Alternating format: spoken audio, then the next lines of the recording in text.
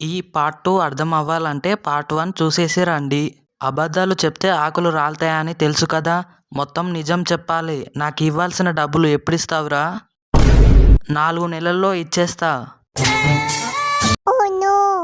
నెలలో ఇచ్చేస్తా. సంవత్సరంలో ఇచ్చేస్తా. సంవత్సరమైనా ఇవ్వవా?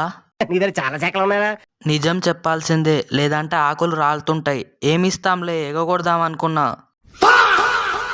నీలాంటి ఎదవకి డబ్బులు ఇచ్చినందుకు నాదే బుద్ధి తక్కువ పని. సర్లే కానీ మన యూట్యూబ్ ఛానల్కి కామెంట్లు వస్తున్నాయి. దాంట్లో కొంతమంది మేము కర్రోడు ఫ్యాన్స్ అని కామెంట్ చేస్తున్నారు. దాంట్లో మొగోళ్ళ కామెంట్స్ గాలికి వదిలేస్తున్నావు నువ్వు. అందులో ఒక లేడీ ఫ్యాన్ అయితే నీ నెంబర్ ఇవ్వని కామెంట్ పెడుతున్నారు. అది ఎవరు? నాకు తెలియదురా. వచ్చిందండి వయ్యారి. ఆకులు రాలినాయి. మా ఫ్రెండ్ ఫోన్ దాంట్లో నుంచే మెసేజ్ పెట్టినరా. నా నెంబర్ కూడా పెట్టు. షాక్ అవ్వద్దు, తప్పుగా అనుకోవద్దు, మంచి చెడ్డ చెప్పుదామని.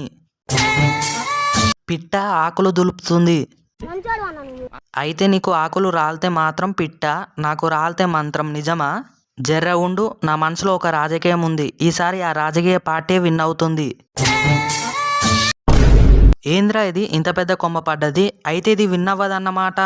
అమ్మయ్య, ఏడుకొండల వెంకటరమణ గోవింద గోవింద, నువ్వు ఉన్నావు సామి. మచ్చా, ఏ పార్టీ అనుకున్నావు మచ్చా? ప్రజలకి తెలుసు. ఇదేదో బాగుంది, ఇంకొన్ని అడుగుదాం. ఈసారి T20 వరల్డ్ కప్ మన ఇండియానే కొడుతుంది. ఆకులు రాలలేదు, అయితే మన ఇండియానే. వరల్డ్ కప్లో కోహ్లీ సెంచరీలు కొడతాడు. అయ్యా, ఆకులు రాలలేదు, అయితే సెంచరీలు కొడతాడు.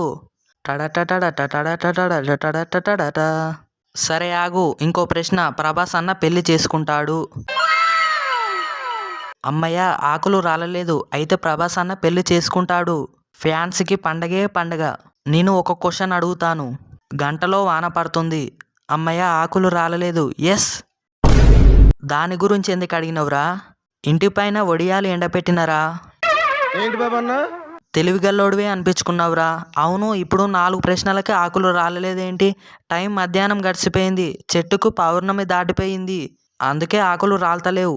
అయితే కప్పు చెప్పలేం. అయితే సెంచరీ కోహ్లీకే తెలియాలి. అయితే పెళ్ళి కాలమే నిర్ణయించాలి. అయితే వాన ఒడియాలు తడిసిపోతాయిరా, పరిగెత్తురా.